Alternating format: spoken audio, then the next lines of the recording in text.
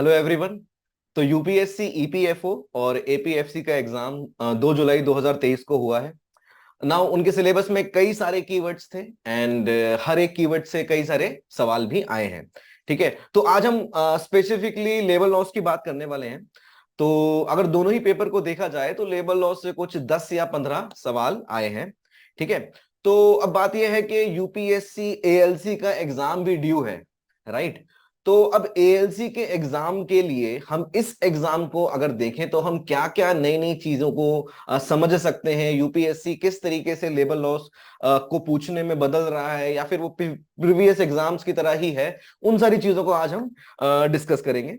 तो इनको डिस्कस करने के लिए जो सबसे आसान तरीका है वो क्या है कि हम एक काम करते हैं, कुछ 10 या 15 क्वेश्चन पर पेपर में देखने को मिले, हम उनमें से कुछ कुछ पैटर्न या फिर कुछ कुछ क्वेश्चंस की आज बात कर लेते हैं। ठीक है, सो लेट अस स्टार्ट। सबसे पहले कुछ कुछ क्वेश्चंस इन्हीं पेपर्स के देख लेते हैं। तो सबसे पहली बात कि दोनों ही पेपर में 10 से 15 क्वेश्चंस थे और कई सारी चीजें होती हैं लेबर लॉज में जो आप पढ़ते हो, उन्हीं चीजों से रिलेटेड मोटा मोटा सवाल आया हुआ है। तो सबसे पहले अगर हम ये क्वेश्चंस देखें तो डायरेक्ट प्रोविजन से भी सवाल आया है। ठीक है, तो लेबर लॉज में जितने भी सेक्शंस आपने देखे होंगे उन सेक्शंस में क्या क्या चीजें थी उनको आपको याद करना था। जैसे कि अगर इस सवालों को देखो तो एम्प्लॉयमेंट स्टैंडिंग ऑर्डर एक्ट में एक्सेप्शन है कि दो जगह ही अप्लाई नहीं होता है, मध्य प्रदेश और महाराष्ट्र, तो सीधे सीधे एक्सेप्शन से सवाल यहाँ पे। Again very direct provision. ठीक है, दूसरा सवाल ये देखिए, ये तो बहुत ही आसान सवाल था कि फैक्ट्रीज एक्ट में जो थर्ड शेड्यूल है वो किस चीज से रिलेटेड है, तो डायरेक्ट प्रोविजन भी जो है वो पूछे गए। Now there is a variation, इसमें हमको देखने को मिलेगा, पर उसके पहले अगर ये सवाल भी देखें तो ये भी हम डायरेक्ट कैटेगरी में ही रखेंगे कि building and other construction worker में बनती है एक्सपर्ट कमेटी, तो अ वेरी डायरेक्ट क्वेश्चन। ठीक है, तो पहली चीज के जो प्रोविजन है उनसे सवाल आ रहे हैं। नाउ द क्वेश्चन कम्स कि ये जो प्रोविजन से सवाल आ रहे हैं, ये क्या केवल मेजर प्रोविजन से आ रहे हैं या फिर वो अंदर भी घुसा है। ठीक है, तो इस बार यूपीएससी ईपीएफओ में और एपीएफसी के लिए लेबर लॉज में वो खुद को लिमिट नहीं किया है ऊपर के सवालों तक, वो लिटरली सवालों में अंदर तक घुसा है। ठीक है, अंदर से घुसने का क्या मतलब है कि स्पेसिफिक प्रोविजन जो शायद आप मिस कर जाओ उनको भी यूपीएससी ने पूछा है। जैसे कि ये सवाल आप देखो, चाइल्ड लेबर एक्ट में it is a very minute provision कि हाँ, अगर वहां पे कोई डॉक्यूमेंटेशन नहीं है तो प्रिस्क्राइब्ड मेडिकल अथॉरिटी जो है वो एज को बताती है। तो ये देखिए बिल्कुल ही स्पेसिफिक चीज पूछी। ठीक है, जबकि कई सारी चीजें इस एक्ट में पूछी जा सकती थी। इसके अलावा ये देखिए, ईएसआईसी एक्ट में इतनी कमिटीज बनती हैं, इतने फंड बनते हैं, उनसे बिल्कुल सवाल नहीं आया। एक सेक्शन 54 में स्पेसिफिक बात थी कि डिसेबलमेंट के क्वेश्चन को कौन देखता है, तो वो मेडिकल बोर्ड देखता है। ठीक है, तो सबसे पहली बात के इतना स्पेसिफिक चीज भी वो आपसे पूछे। ठीक है, दूसरी क्या चीज समझने में आई कि अब एक्ट में कई सारे सेक्शंस होते हैं जो जाहिर सी बात है आपको याद तो करने ही है, पर कई चीजें ऐसी होती हैं जो एक्ट से रिलेटेड होती हैं बट एक्ट में मेंशन नहीं होती हैं। जैसे कि वेज सीलिंग की बात है, तो कई सारे एक्ट्स में आपको देखने को मिलेगा कि सेंट्रल गवर्नमेंट के पास ये पावर होती है कि वो time to time wage ceiling notify कर दे और यहाँ बढ़ा दे या कम कर दे, उस चीज के हिसाब से चलता है। तो यहाँ पे बिल्कुल वही सवाल था कि 24,000 जो है wage ceiling payment of wages act में है, 2017 में है, तो उससे भी सवाल आया। इसको बिल्कुल भी कठिन नहीं मानेंगे क्योंकि ये चीज तो आपको पढ़नी ही है। दूसरी चीज ये वाला सवाल देखिए, कॉम्पनसेशन एक्ट में minimum wage ceiling, maximum wage ceiling is 15,000, तो उसी के कैलकुलेशन से सवाल आया। यहाँ पे 22,500 ना लेके आपको 15,000 लेना है, तो वो चीज आपसे वो पूछना चाहता था। ठीक है, तो इस तरीके से सवाल आया। ये एक अमेंडमेंट है, एक स्पेसिफिक अमेंडमेंट के भी सवाल है कि ईपीएफ एक्ट जो है उसमें 2017 में ईपीएफ एपीलेट ट्रिब्यूनल हट के इंडस्ट्रियल ट्रिब्यूनल आ गया था। तो ये भी एक सिग्निफिकेंट चीज है जो आपको याद करनी है। ठीक है, नाउ इन सारी बातों से अगर हम देखें तो हमें क्या समझ में आया, एक तो डेप्थ में जाना है, ये तो बिल्कुल 100% तय है। ठीक है, यानी पहली बात तो 10-15 क्वेश्चन अगर ईपीएफओ और एपीएफसी में पूछ रहा है तो मान के चलिए एएलसी में there will be far more question from 10 to 15। ठीक है, फार मोर, मैं कोई नंबर नहीं दे रहा हूं, मैं फार मोर बोल रहा हूं।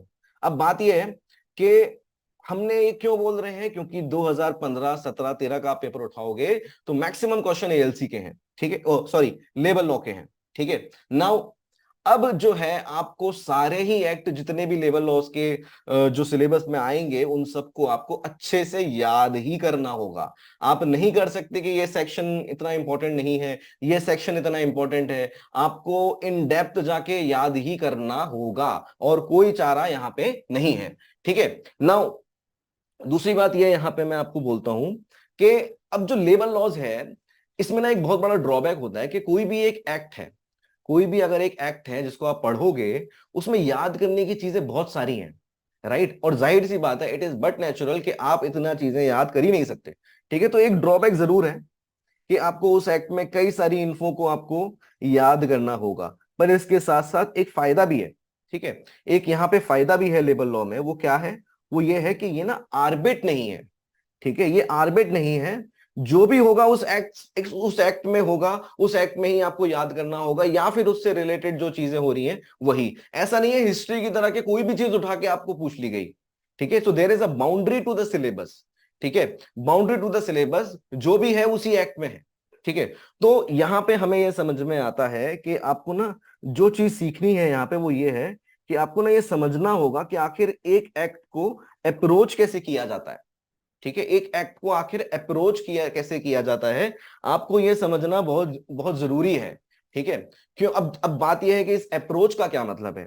अब इस अप्रोच का मतलब यह है कि जब आप कोई भी एक्ट पढ़ने बैठते हो तो कई सारे सेक्शंस हैं, एप्लीकेबिलिटी है, डेफिनेशन है, मेजर प्रोविजन चालू होंगे, बाद में क्लेम सेटलमेंट होगा, फिर पेनल्टीज होंगी, फिर सारी चीजें होंगी, कुछ अमेंडमेंट आया होगा। ठीक है। कंसिस्टेंट पैटर्न रहता है अक्रॉस दी एक्ट। तो आपको वो एबिलिटी डेवलप करनी होगी कि आप उस पैटर्न को पकड़ पाओ। और ये तभी होगी जब आप बहुत सारे एक्ट को पढ़ोगे, तभी आप ये स्किल डेवलप कर सकते हो कि आखिर के वो पैटर्न क्या है। इससे फायदा ये होगा कि आप ना एक स्ट्रक्चर समझने में चालू हो जाओगे कि आखिर क्या स्ट्रक्चर रहता है किसी भी एक्ट का। और ये एक तरीके से क्या केवल रोट लर्निंग है या फिर इसमें कोई पैटर्न भी है या ऐसा कोई प्रोविजन भी है। सेकंड चीज कि कई सारे प्रोविजन जो होते हैं वो सिमिलर होते हैं। जैसे कि अगर मैं बोलूं कि अगर कोई भी एप्लीकेबिलिटी बढ़ती है तो हमेशा नोटिस देना पड़ता है सरकार को, और उस नोटिस का जो टाइम पीरियड होता है दैट इज मोर और लेस सिमिलर, राइट। 3 मंथ्स रहता है या फिर 1 मंथ रहता है, but it is always similar. तो ये चीजें आपको पकड़ना चालू करनी पड़ेंगी। या फिर कोई भी अगर अगर कोई भी अथॉरिटी है जिसके पास कोई क्लेम चल रहा है, उसके पास हमेशा टाइम लिमिट होगी कि इतने टाइम में करना है।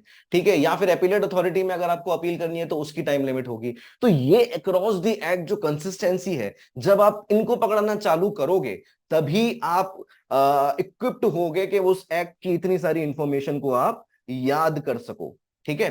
तो ये सबसे इंपॉर्टेंट पॉइंट यहां पे समरी ये है कि आपको अब ये नहीं पूछना है हमसे फोन करके कि सर ये सेक्शन याद करना है या ये सेक्शन याद नहीं करना। आपको बिल्कुल ही सब कुछ याद करना है। हाँ, याद करने के तरीके क्या है उस पे अलग जो मैंने अभी आपको बताया उसका आप जरूर ध्यान रख सकते हो। ठीक है। आगे बढ़ते हैं। ये तो हो गया पहला चेंज जो हमें पता चला इस पेपर को देख के कि कितना डेप्थ में सवाल आ रहा है। और ऐसा नहीं कि केवल डेप्थ में आ रहा है, कुछ चीजें सेम भी लेवल की थी, जैसे कि वो फैक्ट्रीज एक्ट का क्वेश्चन हो गया, तो कुछ चीजें सिंपल भी थी। ठीक है। नाउ दूसरी चीज जो यूपीएससी ने इस बार किया है कि अब आपको ना केवल एक्ट को याद ही नहीं करना है कि ये इंफॉर्मेशन मैंने याद कर ली दैट इज इनफ। अब आपको ना उसके इम्प्लीकेशन को, उसके एसेंस को भी समझना है कि आखिर उसका इम्प्लीकेशन क्या है, एप्लीकेशन क्या है, उनको भी अब आपको समझना चालू करना पड़ेगा। एंड डेफिनेटली यूपीएससी ने अब इस चीज में अपना डिफिकल्टी लेवल को रेस कर दिया है। ठीक है। डेफिनेटली यूपीएससी ने इस चीज में इतना डिफिकल्टी लेवल रेस कर दिया है। जैसे कि मैं कुछ सवाल यहाँ पे मैंने निकाले हैं, जैसे कि आप ये सवाल देखिए, सेक्शन 4 का सवाल है, पर एक न्यूमेरिकल तरीके से इन्होंने इस चीज को पूछ लिया। यहाँ पे 3 अलग अलग मिनिमम क्राइटेरिया होते हैं, 7 या 10% या 100, तो उसी का एप्लीकेशन यहाँ पे लग गया। ठीक है। दूसरा सवाल आप ये देखिए, registration of trade union is optional या कंपलसरी। अब ये एक्ट में आपको लिखा हुआ मिलेगा नहीं कि ट्रेड यूनियन का रजिस्ट्रेशन ऑप्शनल था या मैंडेटरी था या क्या था। ये ना आपको इन्फर करना पड़ेगा, अलग अलग प्रोविजंस को देख के आपको ये इन्फर करना पड़ेगा। ठीक है। इसी के लिए मैं आपको बोल रहा हूं कि अब आपको केवल और केवल पढ़ते समय उसको रटना नहीं है, उसको समझना भी है कि आखिर वो क्या मतलब है उस प्रोविजन का।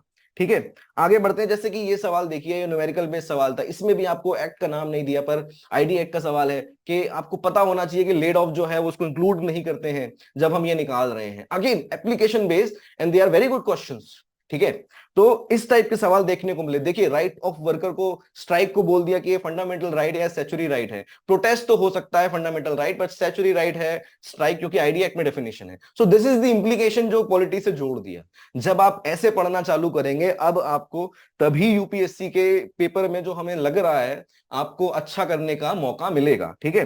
नाउ इसको समराइज करते हैं, इस बात को समराइज करते हैं। वो क्या है कि आपको ना एसेंस समझना बहुत जरूरी है अब, राइट, कि उसका एसेंस क्या है, एसेंस में इंप्लीकेशन क्या है, राइट। इन चीजों को पढ़ते समय समझना आपको जरूरी होगा। और मैं ना आपको ये नहीं बोलता कि बस ये करना ही है, मैं ना आपको उसका फायदा भी बताता हूं। तो इसके दो फायदे हैं। पहला फायदा तो आपको ये होगा कि आप उस एग्जैक्ट डिफिकल्टी लेवल तक पढ़ाई करोगे जो यूपीएससी में रिक्वायर्ड है। ठीक है, after seeing these two papers, after seeing these two papers.